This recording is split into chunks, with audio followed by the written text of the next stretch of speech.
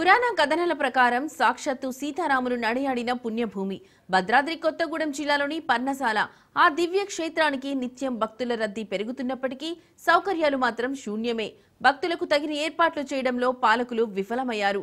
రాముడి ఆనవాళ్లు చెరిగిపోయే పరిస్థితి ఏర్పడినప్పటికీ అటువైపు దృష్టి సారించడం లేదు. కనుమరుగవుతున్న సీతారాముల జీవిత ఘట్టాలపై రాజ్ న్యూస్ స్పెషల్ స్టోరీ.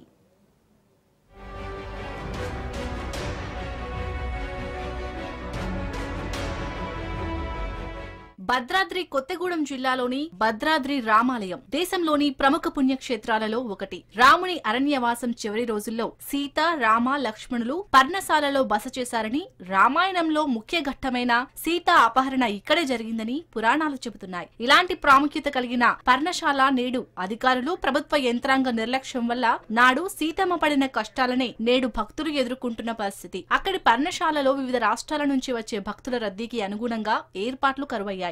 రాత్రిపూట పర్ణశాలలో బస చేద్దామంటే సరైన వసతులు లేక ఇబ్బందులు పడుతున్నారు. మేము ఇక్కడ వచ్చి రాముల వారిని చూస్తుంటే చాలా ఆనందంగా ఉంది. అప్పట్లో రాముల వారు ఎలా ఉన్నారో, ఆయన జీవిత చరిత్రను ఎలా చూపించారో మాకు ఈ రోజు చూసి చాలా ఆనందంగా ఉంది. మేము భద్రాచలం వచ్చాము, భద్రాచలంలో దర్శించుకున్నాము. రాముల వారు బాగా మంచిగా ఉన్నది, దర్శనం మంచిగా అయింది మాకు. అలాగే పర్ణశాల వచ్చి మేము సీతమ్మ వారిని, రాముల వారిని, లక్ష్మణ్ గారిని చూసి దర్శించుకోవడం జరిగింది. చాలా సంతోషంగా ఉంది. భద్రాచలం సీతారాముల వారిని దర్శించుకున్న భక్తులు ఖచ్చితంగా పర్ణశాలను దర్శించుకుంటారు.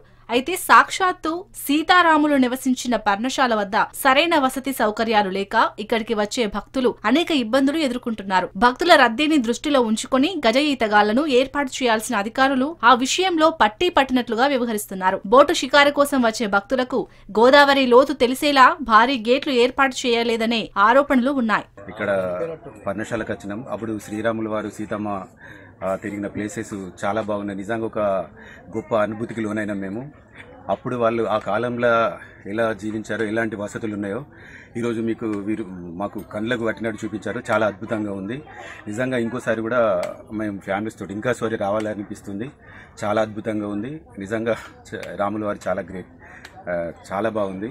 పర్ణశాలలో భక్తులు సేద తీరేందుకు చెట్లే దిక్కుగా ఉన్నాయి. ఈ ప్రాంతంపై వచ్చే ఆదాయాన్ని తీసుకున్న గత ప్రభుత్వాలు తిరిగి భక్తులకు సౌకర్యాలు కల్పించడంలో తీవ్ర నిర్లక్ష్యం ప్రదర్శించాయి. చిన్న చిన్న దేవాలయాలకు సైతం కోట్ల రూపాయలు ఖర్చు పెట్టి అభివృద్ధి చేస్తున్నారు. కానీ ఇంతటి ప్రాచుర్యం కలిగిన పర్ణశాలను కేంద్ర రాష్ట్ర ప్రభుత్వాలు నిర్లక్ష్యం చేస్తున్నాయి.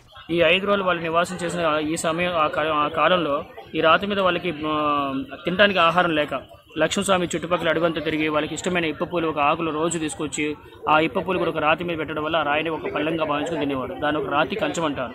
అలా ఈ ప్రదేశంలో మొత్తం 9 గుర్తులు మనకి ఇప్పటికీ భావితరాలకి చెప్పుకోవడానికి, చూడటానికి, దర్శించుకోవడానికి, స్థల పురాణం మనకి తెలియజేయడానికి, మనకు హిందూ దేవాలయానికి వచ్చిన అనుభూతి ఈ ప్రదేశంలో ప్రతి ఒక్కరికి కల్పిస్తుంది. ఇందిరమ్మ రాజ్యంలోనైనా పర్ణశాలపై ప్రత్యేక దృష్టి సారించాలని పలువురు భక్తులు కోరుతున్నారు. 14 సంవత్సరాల వనవాస కాలంలో గోదావరి ఒడ్డుకు చేరిన సీతారాములు పంచవటి పర్ణశాలకు చేరుకుని సేద తీరారని శాస్త్రాలు చెబుతున్నాయి. సీతమ్మ వారి నార చీరలతో పాటు ఇక్కడ అనేక చారిత్రక ఘట్టాలు ఉన్నాయి. రాతి మీద సీతమ్మ వారి చీర ఆరబెట్టినట్లుగా 20 అడుగుల చారలు ఉన్నాయని పురాణాలు, ఇక్కడి పండితులు చెబుతున్నారు. ఇలాంటి ప్రదేశాన్ని ప్రత్యేక ఆకర్షణీయంగా తయారు చేయాలని భక్తులు కోరుతున్నారు. అయితే ఇక్కడ అమ్మవారు ఆరేసుకున్న చీర గుర్తులు నార చీరలు అనమాట. అమ్మవారు కట్టుకున్నది ఆ నార చీరలు కూడా 5 రంగులతో 20 గజాలు పొడిగి రాతికి ఆ చివరిలో ఉంటాయి. అలాగే రాముల వారు, సీతమ్మ వారి అడవిలో కాలక్షేపం కోసం ఆడుకునేవారంట. ఆ ఆట పేరు వామన గుంటలు అంటారు. అవి 7, 14 గుంటలు ఉండేవి. అయితే ఒక మనుషుడు ఏం చేశారంటే వాళ్ళు లేని సమయంలో రాములు, సీతమ్మ నిజంగా ఈ రాతికి తిరిగారా లేదని వాళ్ళు లేని సమయంలో అనుమానంతో వచ్చి 10 గుంటలు పలగొట్టడం వల్ల ఆయన అక్కడ 10 గుంటలు పలగొట్టినందుకు 10 గుంటలు పగిలిపోయి 4 గుంటలు అక్కడ మిగిలిపోయింది.